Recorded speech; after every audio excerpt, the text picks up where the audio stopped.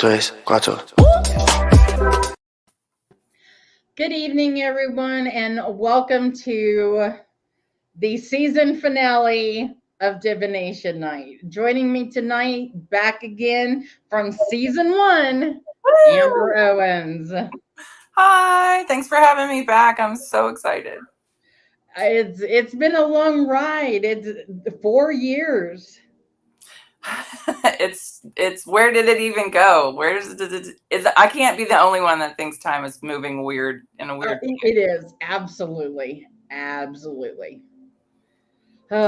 So we've we do have some decks. We're open for readings tonight, but mainly we just want to talk about what's been going on with you since you were with us last, and maybe a little bit about what's going on in the cosmos. Well, the last time we did this, I was in Mexico, so I really wish I was kind of back in Mexico. It's always beautiful, lovely weather and near Tulum. Since then, we have settled and reside. I'm down near Boone in North Carolina these days and living up the mountain girl life. And yeah, it's like, where did the last couple of years go? You know, it was like the whole 2020 thing went down, and then it feels like everybody's like card decks just fell, and we've just been trying to put it back together, and then they would kind of fall down again. And so it's been a really hard time, not just for me, but for other people to build. Mm-hmm. You know, it's like, no, we're not in a building phase. We're in a tearing down phase. We're in a restructuring phase. We're in a letting things go phase. And right now we're kind of at the end point of that. No, we're not the total end point of that. That's going to go all the way through to December. But this is the kind of, we're at Aries season, right? We're back at the beginning of the zodiac wheel. April 1st is the old school first day of the year kind of calendar. So there is a lot of new energy coming in right now, but we're not done quite yet cleaning house. So I've just been right in the trenches with everybody else. Yeah. Like, when I'm not separate from it. I don't get to just hang out in my high mountain perch and look down at the world just being like, oh, nope, I'm in it all the way up to my eyeballs. So I do have a question for you. So you said you're in Boone. So have you been to Blowing Rock? Oh, yes. So I visited there probably my senior year of high school, and I have a picture of me up on the rock. Like that whole story of the Blowing Rock is absolutely beautiful. Are you familiar? I love it down here. There is so much ancient Appalachian wisdom in the mountains here, and Grandfather Mountain. Now, I live a little bit north of Boone, so I'm up around Mount Rogers, Mount Jefferson. I'm about 40 minutes from Grandfather Mountain, and it's lovely. It's just, and every time I drive by, I just think this is where Last of the Mohicans was filmed, and I just look at the big rhododendrons, and I just think this is like ancient America still lives here. Mm-hmm. You know, the past is still alive here in a very healthy, grounded way. And I know, you know, the universe always moves us, source always moves us to where we need to be doing the best work for the earth and the best work for spirit and the best work for ourselves. Mm-hmm. And the quartz in these mountains is so amazing. You know, the rubies and the sapphires, people who are crystal fans or into mining, you know, these mountains are just absolutely rich in it, which is very spiritual. You know, it's very expanding. Clearing, back one more time, I'm going to say something about clearing. I know that Spirit has brought me here these last 2 years to do a lot of really intense, deep karma clearing. Personally, in my own like mother-daughter line, in my divine feminine line. And Spirit has been talking to me basically since we moved in about the moon temple and goddess work. And you can't move in until you move stuff out. Right. And so going into those wounds that hurt the most and being so divinely supported in these mountains has really been a gift, even if not an easy one to receive. Yeah. The mountains are good for that. I love, like, I used to be able to, if we would go like on a trail up in the mountains, I would just be free and just go. Like, there was no brisk walk. It was fast, like I was, and I don't understand this. As a dominant earth sign, um yeah, let me call myself a dominant earth spirit. To be in the woods, but to rush through it, I could never understand.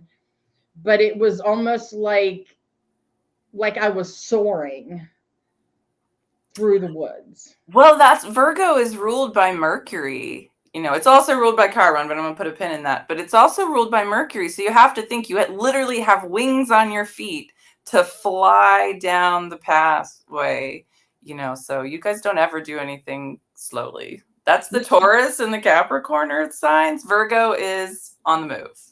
Yeah. So that makes sense. I have to be I have to have something going on. Like, I don't thrive in chaos, but it's my friend. Yes. I feel like I think that's true though of every earth sign, because you guys are the ones that ground it. You know, it's like if there's too much air, there's a lot of chaos, but it doesn't have anywhere to land. And so it's still just kind of up in people's heads. So I feel like every time that there's a good bit of chaos, it needs that earth sign to kind of ground it, kind of take the wind out of its sails a little. Yeah.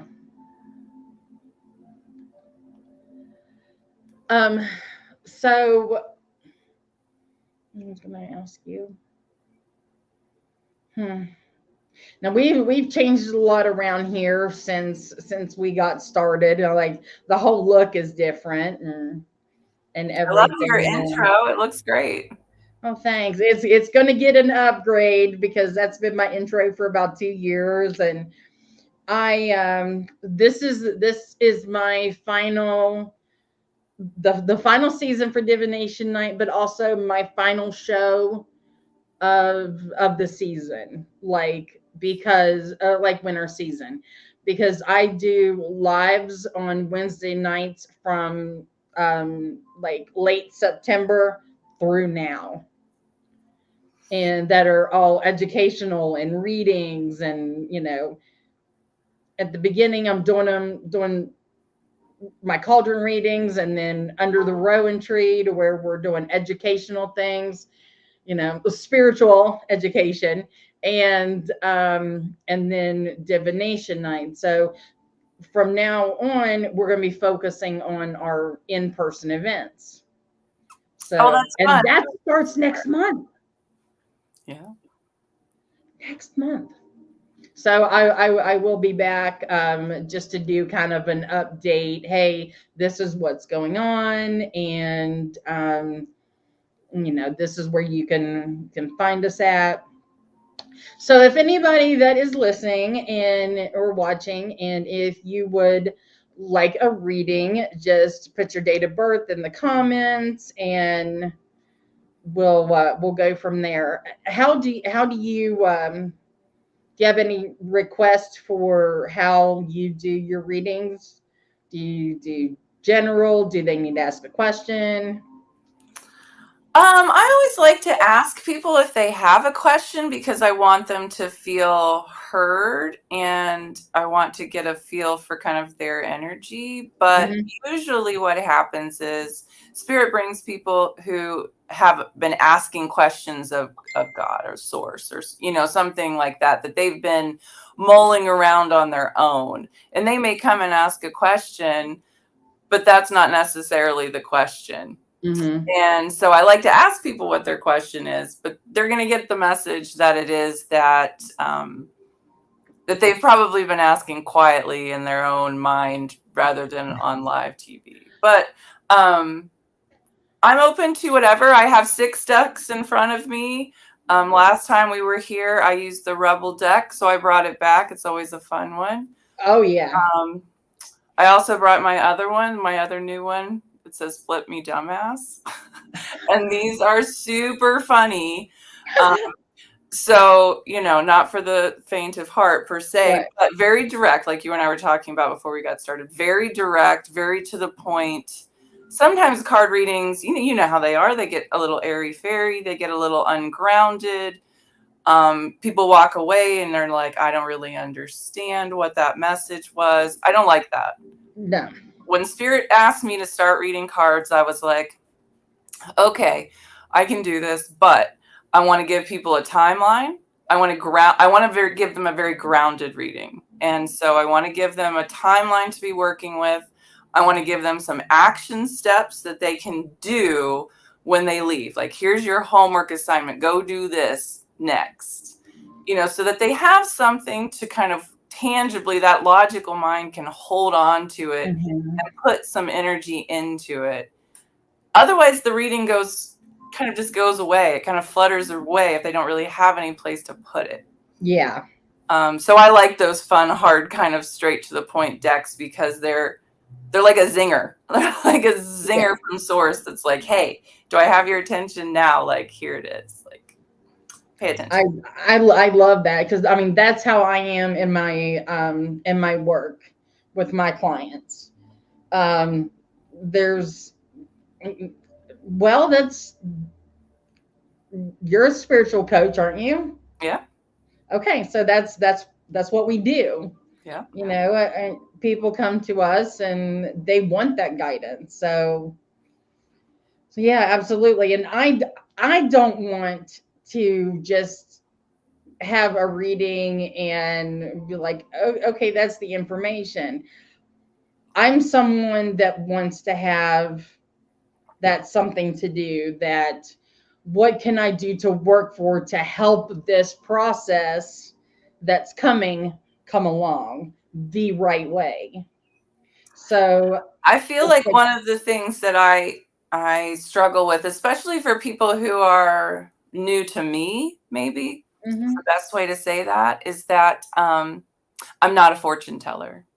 It doesn't work like that for me. I know that there are people who can look down timelines and say things like that, but that's not inherently my skill set. My skill set is really about spiritual development.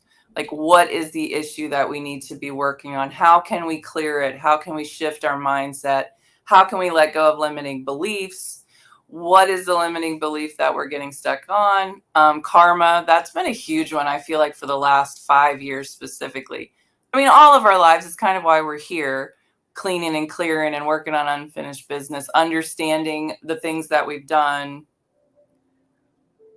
Well, and that really, correct me if I'm wrong, but I feel like that really took root whenever we were all homebound and we were faced to see ourselves. There was no place to run, no place to busy ourselves. Yes, it was. It's interesting because, and I don't remember if we talked about this before, but in 2018, Spirit came in and told me that I needed to be kind of preparing the other lighthouses. And so I worked very intensely in Morgantown there in the surrounding area, Ohio, Pennsylvania, Maryland, to do a lot of Reiki classes to get people kind of trained in the way to be the light for people when they're struggling. And because something was going to happen, but Spirit wouldn't tell me what. Just that there was going to be this big awakening event. My focus was to prepare the other lighthouses. So like, go light the other candles because they're going to be the lighthouse in their little parts of the world. And so I did that very intensely, and I kind of traveled around. And in 2019, so it was like 2018 was here's the game plan. Like, it was like almost like we were learning a dance. If we were going to be Broadway performers, like, here's the dance number, look at it. And so we all kind of walked through some stuff. And then it was like 2019 was like, this is your practice run. Like, we're kind of in outfit, we're kind of in costume, but we're not quite, it's not showtime yet. And we walked through some stuff. And then it was 2020 was go live. And I didn't know what that meant at all. And Spirit wouldn't tell me other than to say that it was going to be a great awakening and that many people were going to wake up and they were going to be looking for the lighthouses. Now, Spirit and I have had conversation many times since then that they could have given me a little bit more of a heads up. That's what I feel right? like. I'm in the trenches just like everybody else. Why you gotta be so cryptic? Right? So it has been, so since 2020, it has been a go live kind of situation where, hey, I hope you've been doing your homework since 2016. I hope you've been doing your homework since 2012. Like we can go back. I hope you've been doing your homework since 2005. Like this is a really great year to be looking at 2005. Okay. Life works in cycles and patterns, and there's astrology to back it up. But like whatever you were looking at in 2005, you're going to be looking at for the rest of 2024. Okay, that's fair. Yeah, it's just stuff that's come back around for us to look at again, to dance with again, to spin it in a new light and keep clearing, keep understanding, keep processing. So there are things that happened to us in 2005, 2004, the end of 2004, all of 2005, that we still don't know what to do with. So it's like we've just been carrying around this suitcase full of, I don't know what to do with that, but I know I'm going to need it. And we just have been carrying it for almost 20 years. Just as long as I don't repeat those same patterns. Like, this is the part of breaking it. I got married in 2005. Oh. That was horrifying. That was a bad experience. I mean, yeah. Well, but it's one of those things. I bet it was incredibly enlightening. I also feel like 2005 was probably, like, I was a dumpster fire. I was an absolute dumpster fire. Yeah. And I was young and I had had my own big awakening in 2004, 2005. And I still, if you ask me what, I'm carrying it around in a suitcase trying to figure out what my big awakening looked like. There's going to be a whole lot of people that have an awakening, probably triggering by this eclipse. Yeah. And so they're going to be in chaos. They're going to be struggling. They're going to not know what to do with the things that they're looking at and seeing. And they're going to be looking for the lighthouses.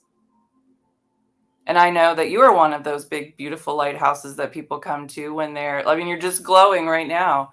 And so I imagine that you are going to be of service. I have tried to make myself more available. And now that my health is on the mend and I'm getting better, then I can be a better support to the community, because the last couple of years I have been trying to be that support to the community and walking around like I was half dead. Well, my health was just declining. Well, I love that you brought that up, because it was so confusing to me personally, because you and I were working very intently, especially in the Morgantown, West Virginia area, like to be these lighthouses, to get all of these lighthouses ready. And then 2020 happened and it was almost like we were pulled off the court. And it was like, wait, I thought this was like what we've been like at work for. I thought this is what all of the training was for. And it's been like, we've been benched in a weird way. Yeah. And in those years of that, we've been doing a lot of our own personal intense work. And a lot of that has been around our physical health. How many people do we know are just kind of constantly sick right now? You know, it's like you get sick and then there's another sickness and then there's another sickness and you get better, but then it comes back. There's so many, like the people closest to me, they just can't seem to get any better. It's insane. And I'm like, it's driving me crazy because I want to help. The Virgo in me was like, let me help. What do I need to do to make this all go away? And I have the tendency to want to take on the world, for the people I care about. Well, let me just and put them first. Oh, well, that's another can of worms. We'll come back to that one. Yeah. But the sickness, I don't even really like to call it that, but the thing that everybody, it's a big detox and a big clearing. And I really, if I could tell anybody anything, it would be to stop fighting it. So if I need to tell you this, stop fighting it. It's serving us right now to be so mucusy, to be so, to put you down so that you can't run from whatever it is that you're trying to run from, that you allow your body to clean itself. So often, especially in American culture, we want to stop that process because it's uncomfortable, it's messy, we don't have time for it. Like, it's painful. It's painful. I don't want to feel congested and stuff. I don't want to have pain in my ears. I don't want to have, but all of those things are the places where we've been carrying that baggage I was talking about. We don't actually get to put it in a suitcase. We have to carry it around in here. And so everybody's been sick, especially since October, since the last eclipse. It was almost like October 14th hit and everybody was like down. And everybody's been down since the middle of October. And we're only just now coming out of whatever that was, where we were cleaning, clearing, resting, processing, unpacking, realigning. And if I could tell anybody anything, it would be like, stop fighting this process. Like, stop trying to run it on your own timeline. Stop trying to run everybody else's timelines. Like, the best thing you can do for yourself right now is to just relax, breathe, allow this ascension process, allow this evolution to happen, allow these energies to move through you and take what isn't serving you anymore. Mm-hmm. But most, that's not really how we work. As Americans, that's not really how we work. And we're always trying to micromanage that. Virgo, trying to always micromanage that. Yeah, that's probably my hardest part. Like, I want things the way I want them done. It's scary. I say all of that, and I don't mean to be dismissive of the fear, of the discomfort, in November of 2021, I ended up in the hospital with COVID. I almost checked out. I was in there for 2 weeks, and I just was like, what is happening? And Spirit was like, we needed to get to you, and you were not available to us. And I was like, what is that supposed to mean? They're like, you're busy. You got a baby, you got a husband, you're trying to buy a house, you're trying to do all these things, and we need to talk. And so they literally just put me down and put me in isolation for 2 weeks to have a very serious conversation about what was the next phase for me, and to give me a choice in that. I don't want to sound like I didn't have a choice. They gave me an absolute go, it's fine. Yeah. But if you're not, and you're going to stay, this is what the next step looks like. And it's okay to have those moments. It's okay to be afraid of those moments too. But so oftentimes I feel like people just try to prevent them from happening. Mm-hmm. And if we could just like lean into it a little bit better, it would be a little smoother. I went down officially at the beginning of November. Oh, right on the time, right on time. There we go. Yes, because at Central West Virginia Pagan Pride, whenever we were doing that, I wasn't really eating at that point in time. I was on an all liquid diet. Like, one of our listeners said, October was the stomach issues. Mine was the gallbladder. But I had, how Facebook shows you stuff. 7 years ago, this past week, was when I started my journey of getting tested. We knew something was wrong, but nobody could ever figure out what it was. That gallbladder, it's tricky. Last March, so a full year ago, I had a scan and nothing. Everything showed fine. By November, it was dead. It was completely non-functioning. And I almost crossed that line, but I was like right there on the edge of going into sepsis. Like they wanted me in ICU. And then I made it home and started my physical therapy because I couldn't hardly walk. Oh Like my. I had no energy. I was completely nothing. So physical therapy came in to get me back on my feet, and then I crashed again right at the end of the year. So I'm trying to build back up. That's, I mean, we were talking about, you know, like going into the mountains and stuff like that. I can't wait until I can do that again. Like that's my go get 'em place, you know. That's where I can totally be free, be myself, and just breathe and feel the energy the way I need to. So I'm excited for this summer. I'm ready. Oh, that's great. I I want to be. Gosh darn it, I want to be. I want to be excited about this Oh, summer. come on. I want to be excited about this summer. Um, right now, Spirit just has me moving one foot in front of the other, and I'm not really getting anything in advance. It's on a need to know basis, and I don't need to know. The only thing I need to know is what's in front of me. And it's like one weekend to the next. It's like, just get to Easter weekend because that's going to be big.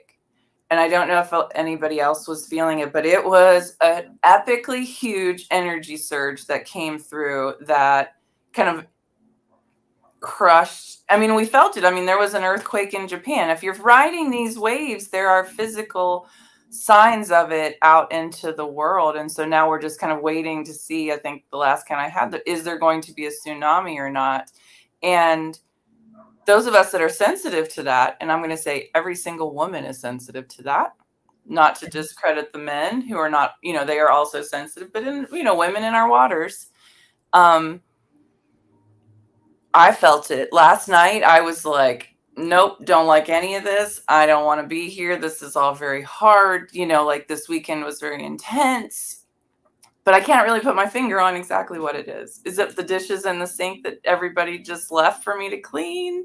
Or is it this, that the earth is about to have an earthquake? You know, like I can't always differentiate between the two because there's really no separation between the two. There is the So one. I have a, since you brought up the weather, I mean, the astrological and the natural disasters, let me ask you this. Have you heard where they're talking about earthquakes for the solar eclipse? You know, the astrologers Are I we going to get into the solar eclipse? you want to talk about, of course, when we talked about doing this, what we talked about on stage, like when we talked about doing this, you gave me a list of dates and I was like, April 3rd. And then I'm just like last week I looked at that and I was like, really? Like really? Okay, we're gonna talk about right before, you're gonna put right me on, before the you're gonna put eclipse. me on and we're gonna talk about the eclipse. Yeah. Um it's not just the eclipse that's bringing a lot of the earth activity. So I don't want to put all of the like fame and fortune on the eclipse. A No, lot but of there's that just is, a lot of conspiracy theories going on about the eclipse. and isn't it funny because I feel like if like just like we were talking about, we go back to the eclipse of 2017, the Great American Eclipse, right, that happened in August of 2017. Some people were talking about it, but not like they're talking about this one. No. And we went to see it. I took my children to see it in South Carolina. So the one in August of 2017, we went down into the path of totality, south of Myrtle Beach, right there in a nature preserve with red wolves and gators in the thing, and just off the coastline. I had always wanted to see an eclipse. It was kind of like a bucket list thing. So I loaded the two girls up. They were kind of young at the time. And we went. And I was unprepared. Now, even in 2017, I had been doing a lot of work. In 2017, I'd just come back from Stonehenge. Like, I had been doing a lot of earth work. And yet that eclipse caught me off guard. I'm going to share an embarrassing story, but my youngest at the time, she would have been 8-ish. It finally comes into the path of totality, and we're looking into the glasses and all of that. She chokes on a piece of a mandarin orange, and where nobody's looking because we're all looking up, and she is choking, like legitimately choking. If she goes back to an exit point, choice point, it was that. I mean, I had to finally, when she got my attention, we were doing the Heimlich maneuver. Like, she looked at me like I almost bit it. And I was like, you did almost bite it. Like, can we look at these? Can we watch the eclipse now? And then it goes into full eclipse. My other daughter, my oldest daughter, starts freaking out. The wolves are howling, the crickets are out. And she starts throwing all of our stuff into the bag. Like, we can't be here. We got to go. Like, Mom, we can't be here. We got to go. And I was like, what is happening with you two? Like, suck it up. Like, we're here to see the thing. But what my takeaway from that is how incredibly powerful of a moment is it, and how sensitive these children and animals are to that electromagnetic frequency shift. Mm-hmm. And I'm just being blown away by it. But I think those were two of my biggest takeaways, that my daughter had an exit choice moment, and my other one was like, this isn't safe. Her body registered as this isn't safe. Mm-hmm. We have to kind of hide. And I have thought about that so very much since 2017, especially moving towards this next one. I know a lot of people are going to the X, if you've been following any of that conspiracy theory. Yeah, I've seen it. A lot of people I know, especially light workers in the spiritual community, are going to Texas. And they're going to where it crossed the eclipse in October. That's not where Spirit is asking me and my team to go. We are going to Alto Pass, Illinois. Mm-hmm. We're going to Bald Knob Cross in the middle. So it's the X for the August of 2017 point, right in smack kind of in the middle of America. And I keep checking it. I'm like, I don't want anybody checking out. I don't want anybody panic attack. Everybody needs to drink a lot of water. We're not taking any choking hazards. Yes. Spirit, is it safe to go? Because I've seen a lot of posts on social media really propagating a lot of fear. And that's exactly what the conspiracy want. They want you out there in fear. They want you in your home cowering in fear. And if I could ask anybody to do anything, it would be to stand in your light and stand in your power in that moment of darkness. Be that lighthouse. And that is the ask for us, to go and be the lighthouse in this moment of darkness. Mm-hmm. And so, you better believe the people in the dark are going to be doing their best to do what they do. And so that is exactly what the people of the light are called to do. We're going to go and do what we do. My eyes are going to be a little too sensitive to even use the glasses that day. So I'm going to have to revel in the energy, but I can't look. Well, you can look on it. You can look on a screen. You know what I mean? It's one of those things that you don't necessarily have to go out and stand. I'm not telling everybody to go out and stand. Please don't. Yeah. I don't want to get stuck in a lot of traffic. So don't. No. But I'm not able to drive that day or not. I'm having eye injections of all things on that day. Now think about that. Like, you're going to experience your own darkness. You're going to be experiencing your own eye activation. Yeah. Like, I find it hilarious. I know, right? Somebody planned this. It's great. Things happen to me either on the Sabbaths, on the full moons, new moons, and Mercury retrogrades always. Like, I bought my car during Mercury retrograde in August of last year. Do you have a Mercury retrograde that's natal to you? Were you born under a Mercury No, retrograde? no, but how Mercury retrograde works with me, being a Virgo and everything, I kind of get set on a course, and you know how when you have a bow and arrow.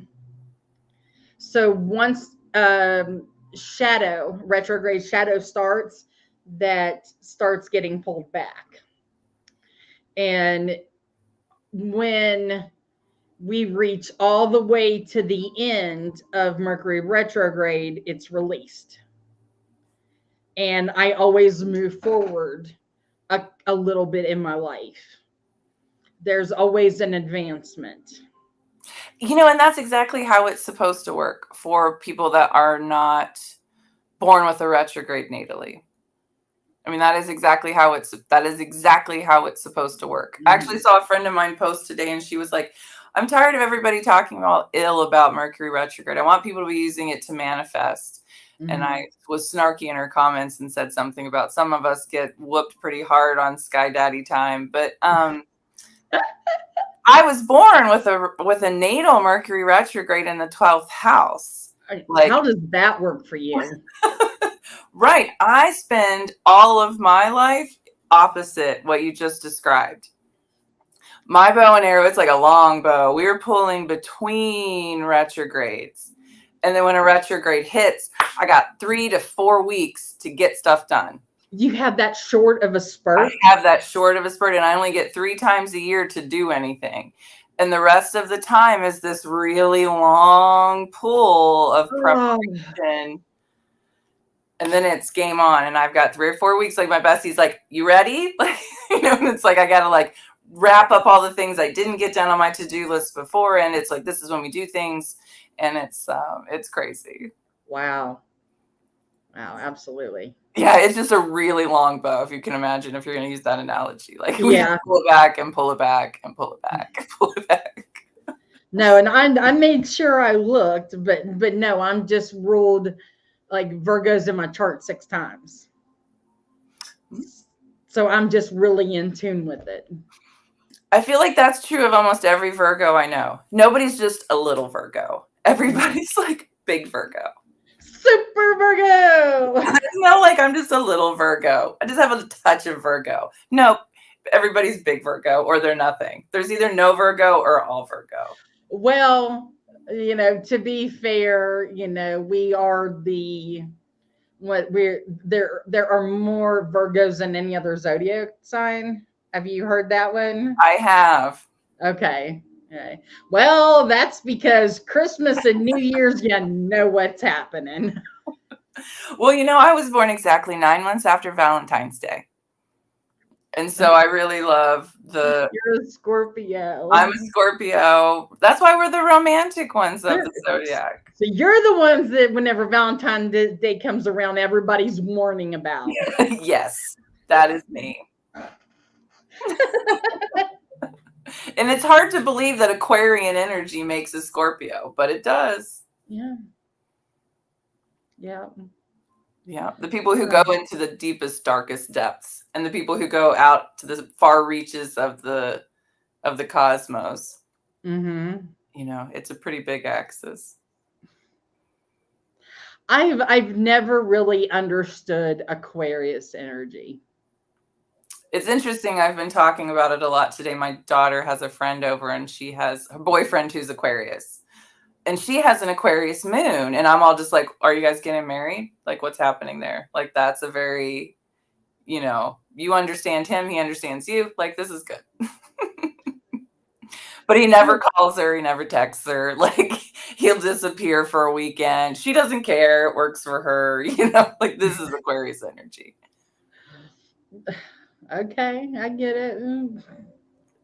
They're just very, very etheric energies. Yeah. It's just I'm out into the cosmos. I'm in my own mind. I have my own mind. And it's really great when they land and they share some of that, but they don't land very often. And we're like a satellite hovering around. The kid has Aquarius moon. Yeah. So They're always I, weird, and it's a great weird. I love Aquarius weird energy, but it's weird. I It's tell not. her that she came from the stars because she's constantly trying to get back to them. Yes. Yes, there is absolutely a discomfort in being in the physical form. Like that's always kind of a consistent theme. Yeah. It's hard. It's really hard. Do we need to just take a moment here, I feel like, to say like, hey gang, it's really hard right Yeah. now to be in our human bodies. Like it's okay that it's hard. I feel like there's always this like new age spiritual social media of like, look at me, I'm a goddess in the sunlight, half naked on the beach. No, hey, look at me. I'm like in sweats under 6 blankets crying on the bathroom floor. Like that's really what it got That's real. like. That's real. That is valid because I've never been on a beach sunbathing, but I have definitely been on the floor of the bathroom before. Right, but we don't post that stuff. We don't No, talk nobody about ever that does. stuff. No, it's really, really, really hard. And I feel like let's just acknowledge that it's really hard. Right now, the asks these last couple of years to be to use our muscle of discernment to understand what's coming in and what's leaving and what serves us, and how many of us have lost friends and family to either passing on or Civil War type ideological losses that were unexpected and painful. And, I just had a wonderful encounter the other day with a woman who's talking about she lost her running buddy during COVID because she wouldn't come out and run. And, that relationship never quite healed. And I just feel like that speaks volumes to so many to women. I just really want to say, like, hey, women need each other. We need community. We thrive on that. And when we were isolated during 2020 and locked in homes, being caretakers and spiritual gurus and trying to maintain our health and the health of everyone around us, like while we were not getting some of our very primal needs met, Mm-hmm. it's been a challenge. Like it's okay that you've been on the bathroom floor crying. Like it's okay that you're in your car eating a donut. Mm-hmm. Like it's okay. I had a guilty pleasure, and mine was going through random drive-throughs and just getting just one little snacky snack and just being like, okay, this is all mine. I'm gonna hide it. Nobody can see it. And we all have those indulgences, but we're always afraid to reveal them because we're afraid that someone's gonna think that bad about us or something like that. It's interesting. I had this conversation like yesterday with my bestie that one of the things that Spirit was saying to me was that women don't ask for enough help. We'll go get our hair done. We'll go get our nails done. We'll go, we'll go to the moon and back for somebody else, but we're not seeking our own health care. We're not getting doula services when we're pregnant. We're not going to yoga enough. Yoga really took a hit during 2020. Mm-hmm. We're not working with homeopaths. We're not getting enough acupuncture. Like we're not really caretaking ourselves. We're not getting the health and help that we need because it's like there's this like badge of honor, like, oh, I did it and I didn't need any help. I did it Mm-hmm. alone. I did it by myself. I didn't need anybody. Okay, so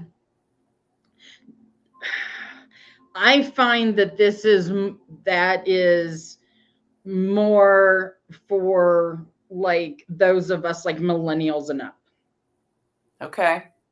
because like we've taught Z and down that it's okay to ask for help and to be more in the feelings, but like X and millennials, we were primarily raised to be seen, not heard, not showing emotions, like at least I was and some of my friends. And I'm X. So I know we wasn't allowed to have emotions. We had to bottle it up. We had to be successful on our own. We wasn't allowed to have anybody, assisting us. But then we wasn't allowed to have pride in ourselves either for a job well done.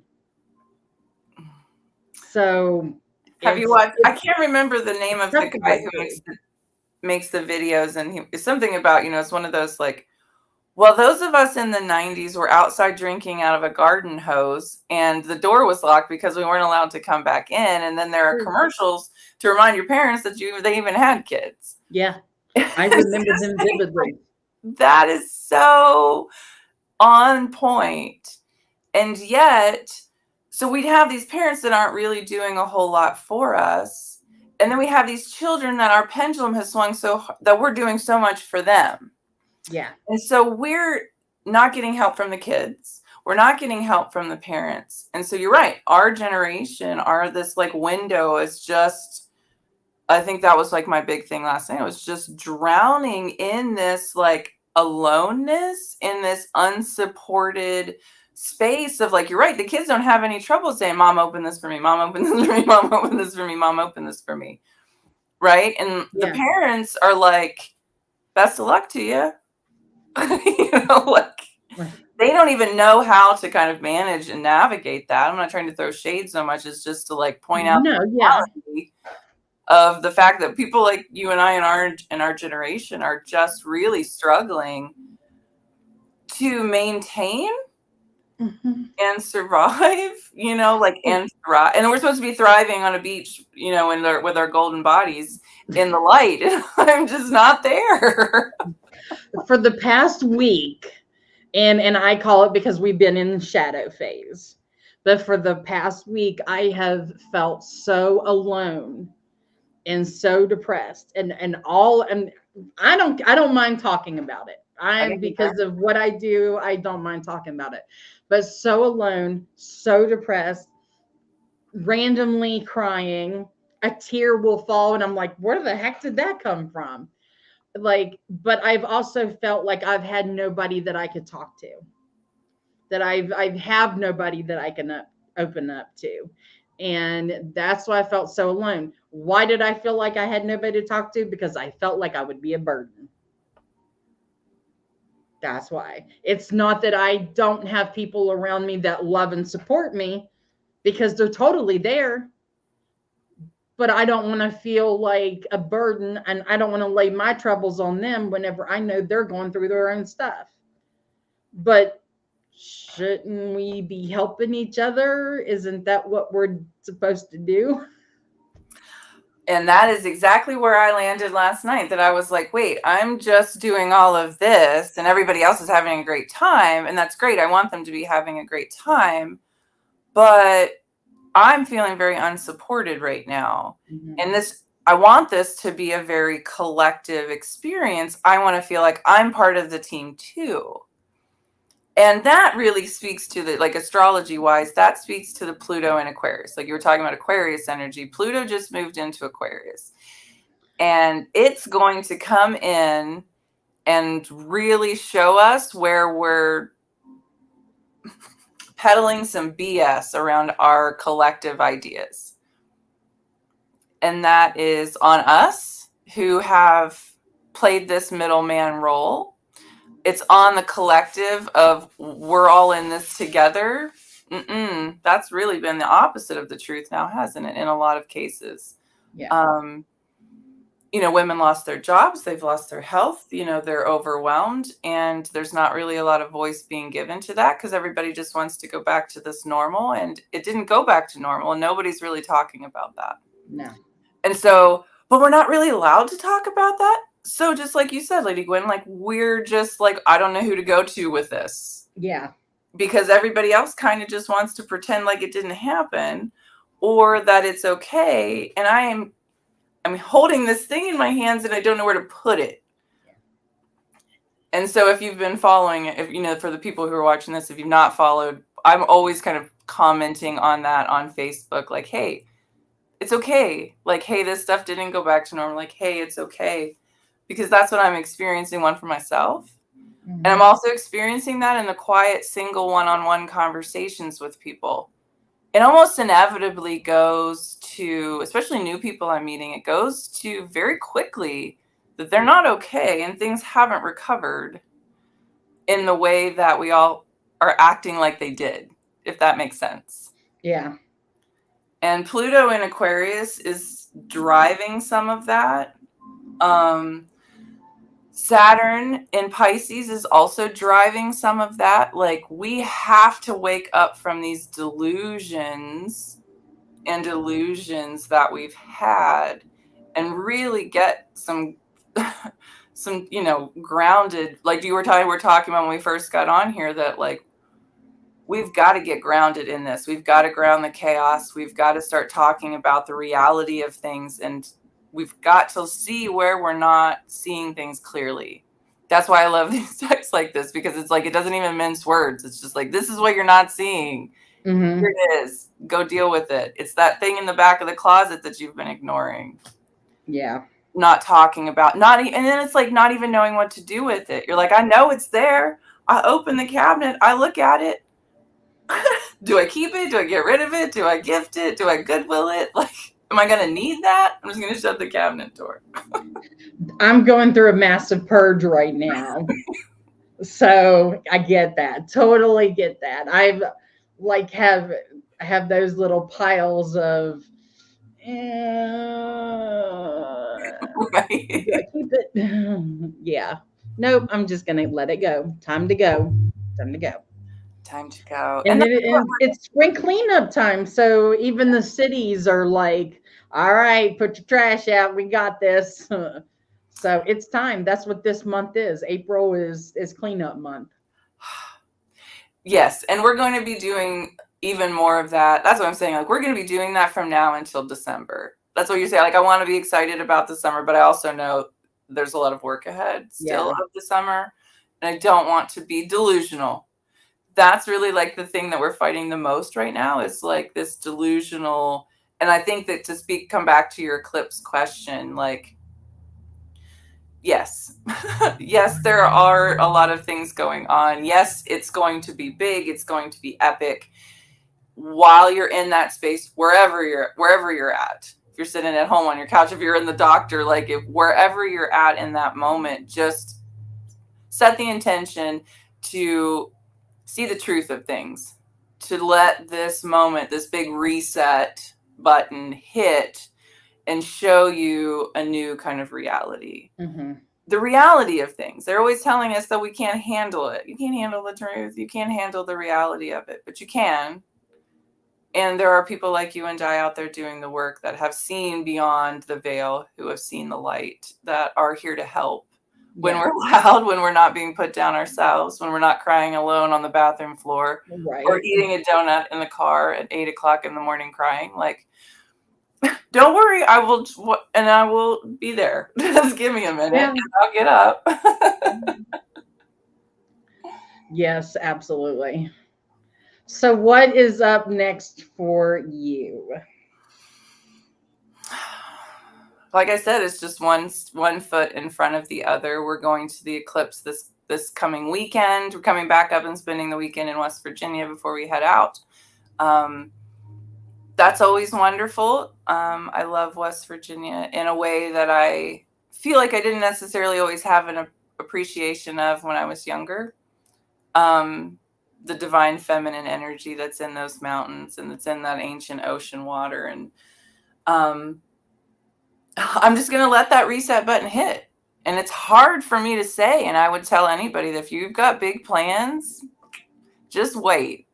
Like, just wait and see what this eclipse does to you, does for you, does for the people around you. And let it do its thing. Don't fight the process. Don't try to rush things through.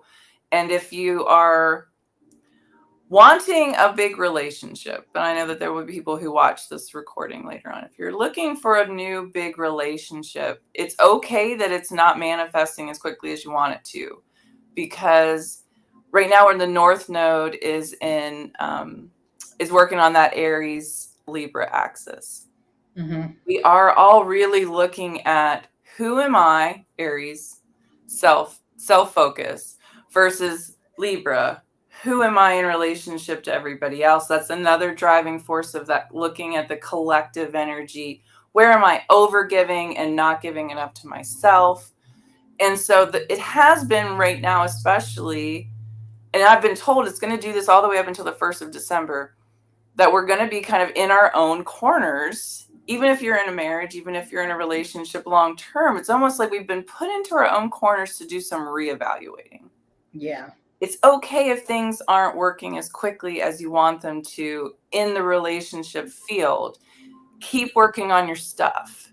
Keep looking at your attachment styles, your communication styles. Keep looking at your past traumas. Keep learning new skills. You know, you can use this time to learn new skills, new communication. And so that when December rolls around and we've done all the cleaning, we've done all the clearing, we've let the reset happen, we've let the chaos flow around us, when we're ready, it'll be better. So, you know, just keep letting the work happen. And that's what I've been telling a lot of my clients too. You know, just focus on yourself right now. Don't put too much emphasis on what other people are doing. If your partner is separated, backing up a little bit until they're ready to be fully in it again. As you're still in a relationship, but they've eased up a little bit. Take that time to work on yourself. Focus on yourself. Do things that make you happy. Gain some of your own independence. Take your control back. Yes, it is really a gift, even if it's not the gift you want. Mm-hmm. It is, in fact, a gift, because we need to be getting a little more, it's like, it's so hard because the word loves to throw around the word narcissist, but there are so very many people, especially women, who give too much and don't take care of themselves enough. And especially when we get into a relationship, we become all about the partner and we abandon ourselves and self-sabotage in order to keep our partner happy and in order to maintain the relationship. And then a couple of years go down the road and you're like, wait a minute, who am I? Where did I go? Yeah, what happened to me? What happened to me? And who am I now? And that is part of the process. There's no shame in any of that. It is how we are kind of designed to function. But we're being asked to evaluate that and look at that right now, to do so more mindfully as we move. If that makes sense. Yeah. All right. Well, we're shooting at the top of the hour, and I guess everybody enjoyed the conversation because nobody asked for a reading, but that's great. We've had a lot of comments. Thank you all so much for joining in with the comments. They've been greatly appreciated. Gosh, I didn't even have my comments on. I had no idea what was happening. Oh my gosh. I love you all. Thank you. Yeah. All right. So everybody, thank you so much for concluding yet another season of Lady Gwendolyn's Divination Night. And if I will throw up if a questionnaire, if people want us to go into season 5, I will certainly do that.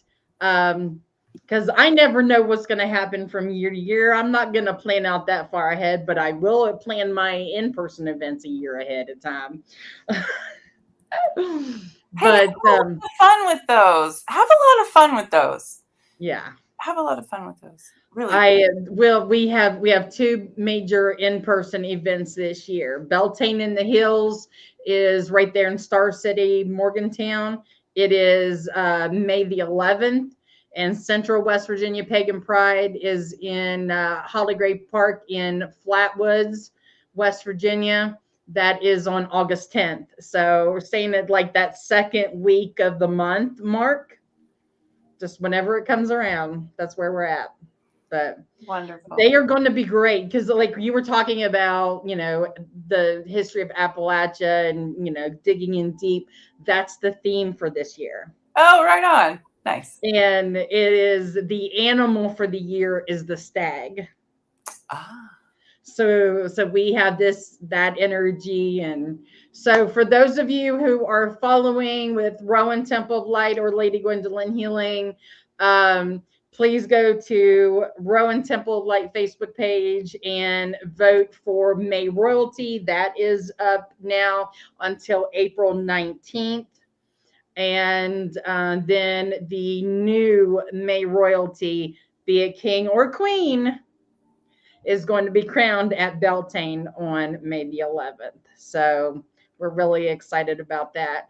And then the Pagan West Virginia Pagan Awards for Pagan of the Year, Shop of the Year, Influence of the Year, and we are accepting submissions for Artist of the Year.